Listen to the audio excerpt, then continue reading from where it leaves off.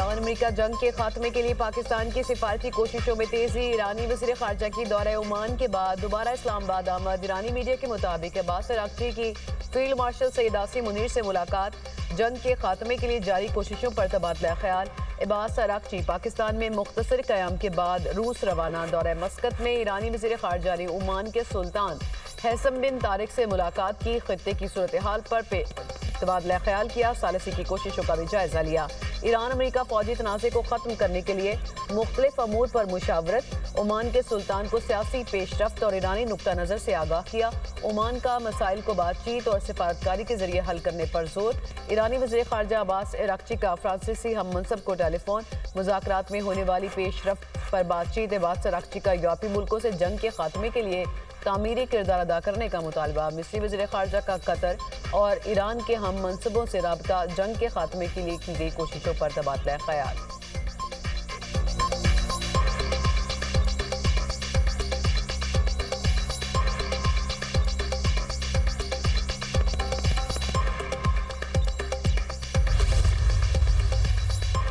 صدر ٹرمپ امریکہ ایران جنگ کے جلد خاتمے کے لیے پر امید۔ امریکی صدر ڈونلڈ ٹرمپ کی فاکس نیوز سے گفتگو، کہا جنگ بہت جلد ختم ہو جائے گی اور ہم فاتح ہوں گے۔ مزید مشاورت اب فون کے ذریعے کریں گے۔ ایران بات چیت کے لیے ہمیں فون کر سکتا ہے، امید ہے ایران سمجھداری کا مظاہرہ کرے گا۔ ایران کی نیوکلیئر ڈسٹ کو مذاکرات کا حصہ بنائیں گے۔ ہمیں کہا گیا ایرانی حکام سے ملاقات منگل کو ہوگی۔ میں نے کہا منگل میں تو بہت تاخیر ہے، ہمارے نمائندے ایرانی رہنماؤں سے بات چیت کرنا چاہتے تھے مگر ہماری ملاقات دیگر لوگوں سے طے کروائی جا رہی تھی۔ امریکہ کو تجاویز پر مشتمل ایک پیج پیش کیا گیا۔ جب نمائندوں کا دورہ منسوخ کیا تو 10 منٹ میں ایک اور پیپر پیش کر دیا گیا جو پہلے پیپر سے بہتر تھا۔ ایران نے بہت کچھ آفر کیا ہے لیکن یہ کافی نہیں ہے۔ پاکستان کا بہت احترام کرتا ہوں، پاکستان کے وزیر اعظم اور فیلڈ مارشل عظیم شخصیات اور ہمارے لیے قابل احترام ہے۔ پابندیاں اور دباؤ مذاکرات میں رکاوٹ۔ ایرانی صدر کہتے ہیں کہ دباؤ کے ساتھ بات چیت ممکن نہیں، مؤثر مذاکرات کے لیے سازگار ماحول ضروری ہے۔ ماضی میں کیے گئے امریکہ سے مذاکرات نے بد اعتمادی میں اضافہ کیا۔ دھمکیوں اور ناکہ بندی کے دوران جبری مذاکرات میں شامل نہیں ہوں گے۔ جب تک جارحانہ اقدامات ختم نہیں کیے جاتے اعتماد بحال نہیں ہو سکتا۔ ایرانی حکومت کے مطابق ایرانی صدر نے یہ بات وزیر اعظم شہباز شریف سے ٹیلی فونک گفتگو میں کہی۔ مزید کہا مذاکرات بحال کرنے کے لیے امریکہ رکاوٹیں ہٹائے اور بحری ناکہ بندی ختم کرے۔ ایران مسائل کو حل کرنے کے لیے منصفانہ اور منطقی راستے کا خیر مقدم کرے گا۔ ایران کا خطے میں باہمی اعتماد اور تعاون کے فروغ کا عزم۔ ترجمان ایرانی وزارت خارجہ اسماعیل بقائی کہتے ہیں کہ ایران خلیجی ممالک کے ساتھ تعلقات کو اہمیت دیتا ہے۔ ایران خطے میں استحکام اور تعاون کے فروغ کو اپنی خارجہ پالیسی کا اہم حصہ سمجھتا ہے۔ اسی مقصد کے تحت سفارتی رابطے جاری رکھے ہوئے ہیں۔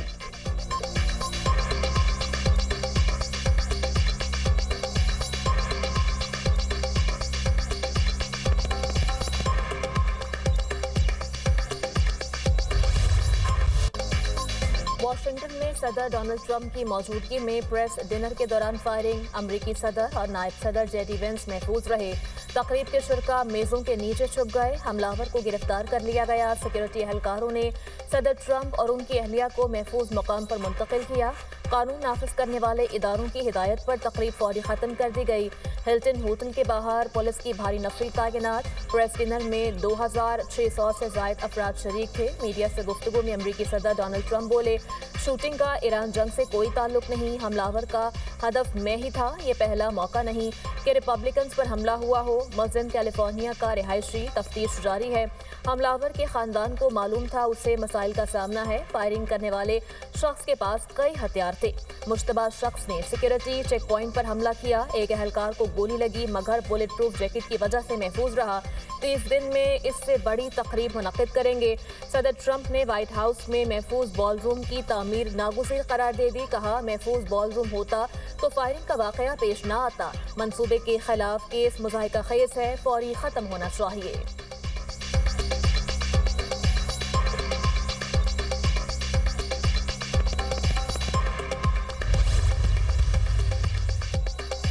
حملہ آور کے مقاصد بارے تاحال کچھ معلوم نہیں۔ امریکی سیکورٹی حکام کے مطابق تمام پہلوؤں پر تحقیقات کی جائیں گی۔ سیکرٹ سروس نے بہادری دکھائی اور بڑے نقصان سے بچایا۔ ملزم ہوٹل میں قیام پذیر تھا۔ حملہ آور کی 31 سالہ کال ٹامس ایلن کے نام سے شناخت ہوئی۔ ملزم کیل ٹیک یونیورسٹی کا گریجویٹ اور پیشے کے لحاظ سے استاد ہے۔ وائٹ ہاؤس پریس ڈنر پر فائرنگ کرنے والے ملزم کی تفصیلات بھی منظر عام پر آ گئیں۔ ملزم کو 2024 میں ٹیچر آف دی منتھ بھی قرار دیا گیا تھا۔ حملے کے بعد کال ٹامس ایلن شارٹ گن، پسٹل اور متعدد چاقوؤں سے لیس تھا۔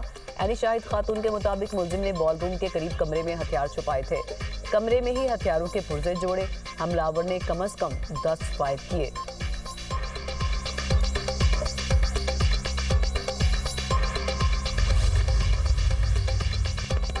صدر مملکت آصف علی زرداری اور وزیر اعظم شہباز شریف کا امریکہ میں فائرنگ کے واقعے پر تشویش کا اظہار۔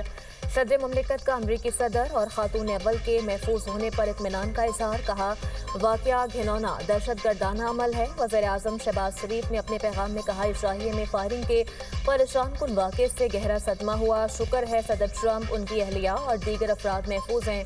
وزیر خارجہ اسحاق ڈار کا واقعے پر افسوس کا اظہار، کہا کسی بھی مہذب معاشرے میں تشدد ناقابل برداشت ہے۔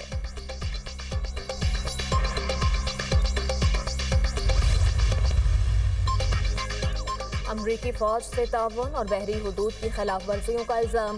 ایرانی بحریہ نے 2 بحری جہازوں کو قبضے میں لینے کا دعویٰ کر دیا۔ ایرانی خبر رساں ادارے نے پاسداران انقلاب کے بیان کا حوالہ دیتے ہوئے بتایا کارروائی انٹیلیجنس نگرانی کے بعد کی گئی۔ قبضے میں لیے گئے جہازوں نے 6 ماہ کے دوران امریکی بندرگاہوں کے متعدد سفر کیے۔ امریکی پابندیوں کا شکار کیوبا کے سپر آئل ٹینکر نے آب میں ہارمز عبور کر لیا۔ کیوبا کے آئل ٹینکر پر ایران سے تیل چین کو سپلائی کرنے کا الزام۔ عرب ٹی وی کے مطابق گزشتہ 24 گھنٹے میں ایرانی سمیت 5 بحری جہازوں نے آب میں ہارمز کو عبور کر لیا۔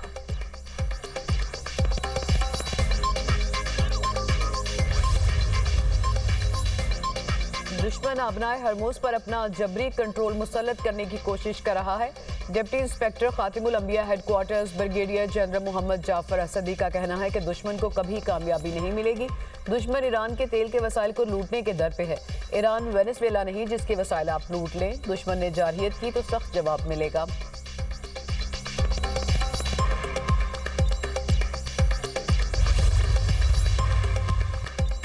جنگ بندی کے باوجود اسرائیل کے لبنان پر حملے، 6 افراد شہید، 17 زخمی ہو گئے۔ اسرائیل نے قنطارہ، قصیر، وادی حسن، یہومور اور دیگر علاقوں کو نشانہ بنایا۔ یہومور الشفیق میں موٹر سائیکل اور ٹرک پر ڈرون حملے میں 4 افراد شہید ہو گئے۔ اسرائیل کا بنت جبیل ضلع میں فضائی حملہ، 2 افراد شہید، 17 زخمی۔ لبنان میں شہادتوں کی تعداد 2496 ہو گئی، 7725 افراد زخمی، 1,20,000 سے زائد افراد بے گھر ہو چکے۔ امریکی صدر کے مواخذے کا مطالبہ زور پکڑنے لگا۔ 55% امریکی ڈونلڈ ٹرمپ کے مواخذے کے حامی، 37% نے مخالفت کر دی۔ امریکی جریدہ نیوز ویک نے نیا سروے جاری کر دیا۔ ریپبلکن میں 21% مواخذے کے حامی۔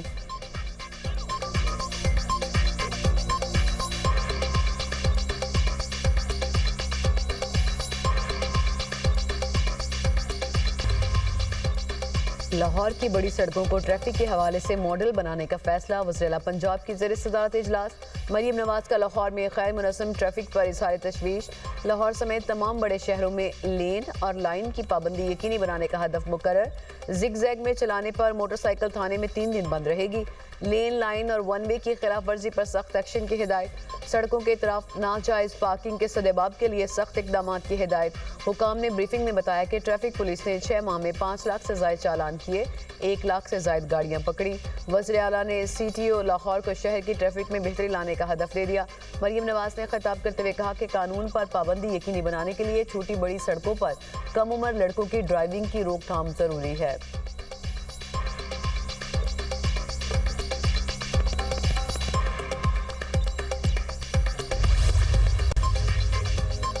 ملک کے مختلف علاقوں میں گرمی کی شدید لہر۔ سکرون شہید بے نظیر آباد میں پارہ 47 ڈگری کو چھو گیا۔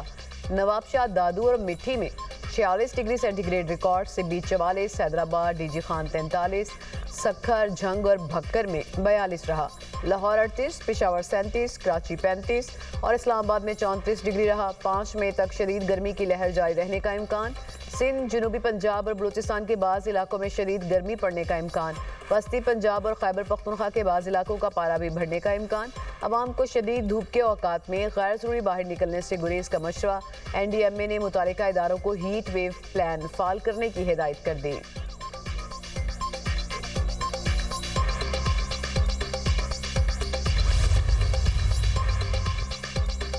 ڈیزل فارمولا تبدیلی کسی دباؤ کا نتیجہ نہیں، پیٹرولیم ڈویژن اور ریفائنریز کے درمیان رضاکارانہ معاہدہ طے پایا، ریسرچ ٹیم سے مشاورت کے بعد عبوری فارمولا تیار کیا گیا، وفاقی وزیر پیٹرولیم علی پرویز ملک کا بیان، کہا ریفائنریز کو اپ گریڈ اور مکمل ڈی ریگولیشن کی طرف بڑھنا ہے، ریفائنریز کو عالمی سطح کے مطابق منصفانہ قیمت دینا ضروری ہے، قیمت ادائیگی سے مقامی ریفائنریز کو بھارتی ریفائنریز کے ہم پلہ لایا جا سکتا ہے، مقصد ویلیو ایڈیٹڈ مصنوعات کی پیداوار بڑھانا ہے، زیادہ مسابقت سے صارفین کے مفادات کا تحفظ ممکن ہے، پاکستان کی معاشی بہتری کے لیے پالیسی تسلسل ضروری ہے۔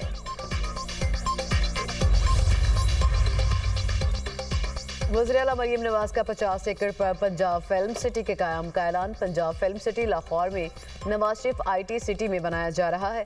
مریم نواز کا کہنا ہے کہ پاکستان کی فلمی صنعت کی جدید ٹیکنالوجی، سہولیات اور وسائل کے ذریعے بحالی یقینی بنائی جائے گی۔